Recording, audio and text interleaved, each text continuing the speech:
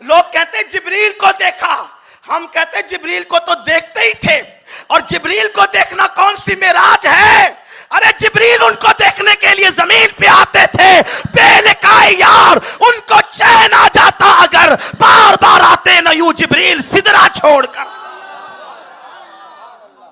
वजीर को देखना बादशाह की कौन सी मेराज है? जिब्रील तो वजीर का नाम है, जिब्रील तो दरवाजे के दरबान का नाम है।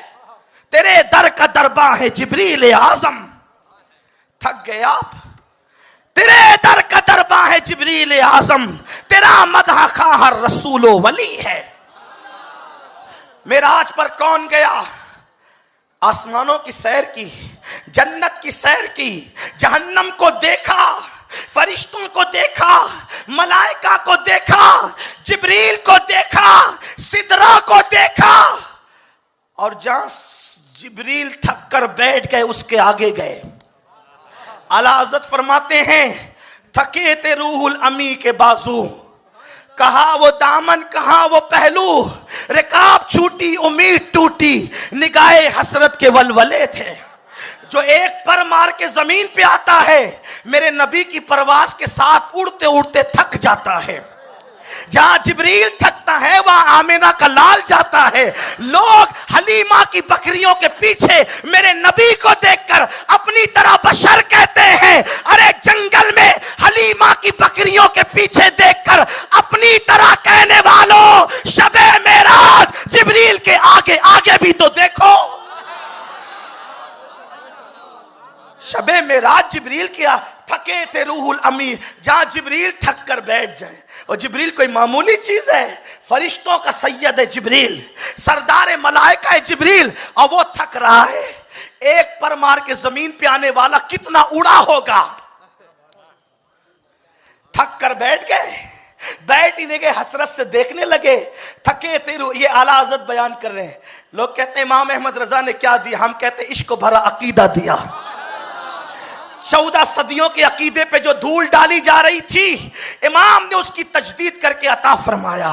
थके थे रूहुल अमी के बाजू, कहा वो दामन कहा वो पहलू, रिकाब छूटी उम्मीद टूटी, निगाहे हसरत के वलवले थे। हुजूर आगे बढ़े आगे बढ़े। अब बताओ, जहां जिब्रील थक के बैठता है उसके आगे आमिना का लाल जाता है, तो आमिना के लाल को खुदा नहीं कहते, लेकिन खुदा से जुदा नहीं कहते। अब आगे गया कौन? इसको सूफी ही बयान कर सकता है, इसको सरमद ही बयान कर सकता है, इसको मंसूरी बयान कर सकता है, इसको जुनैद बायजीद ही बयान कर सकते हैं। लेकिन कितनी सादगी से इमाम अहमद रजा ने तसव्वुफ के इस मसले को हल किया।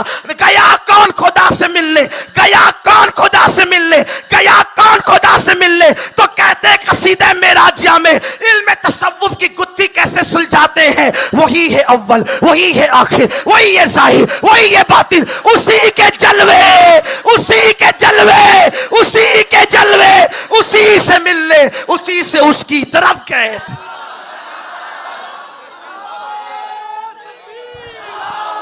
नारे रिसालत, इश्क मोहब्बत, इश्क मोहब्बत, इश्क मोहब्बत, इश्क मोहब्बत। अब पता चला कौन गया?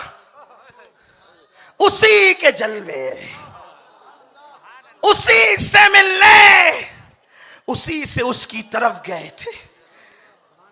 कहां से निकले थे, कहां गए थे? अब इल्म ज्योमेट्री के जरिए मेराज बयान हो रही है। ज्योमेट्री पे नाज करने वालों, जो मोहम्मद रसूलुल्लाह की नालैन को बोसे लेते, ज्योमेट्री उनके घर की कनीज है। नात में ज्योमेट्री का फन बयान हो रहा है। एक बात है, हुजूर कहां से आए थे, कहां से निकले, कहां पहुंचे। अब ज्योमेट्री के जरिए से मेराज बयान हो रही है।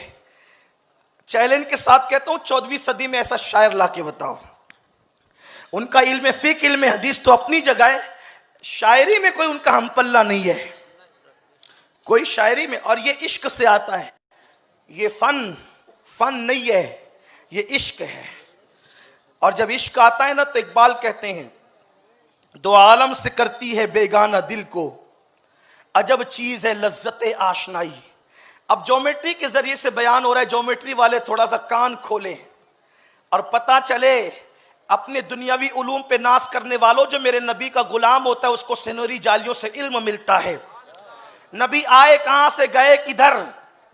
हुजूर के आने जाने को इल्म ज्योमेट्री से बयान किया जा रहा है। कहते हैं कमाल इम्का के झूठे नुक्तों, तुम अव्वल आखिर के फेर में हो। कमाल इम्का के झूठे नुक्तों, तुम अव्वल आखिर के फेर में हो। मुहीत की चाल से तो पूछो, किधर से आए किधर गए थे। प्रकार लेते हो ना, प्रकार लेकर के जब आप दायरा बनाते हो ना, उसको मुहीत कहते हैं। दायरा बनाते हो, दायरा बनने के बाद किसी बड़े से पूछो कि वो दायरा शुरू कहां से हुआ और खत्म कहां हुआ। अल्लाह अकबर। मेरे इमाम कहते हैं कमाल इम्का के झूठे नुक्तों, तुम अव्वल आखिर के फेर में हो। मुहीत की चाल से तो पूछो, किधर से आए किधर गए थे।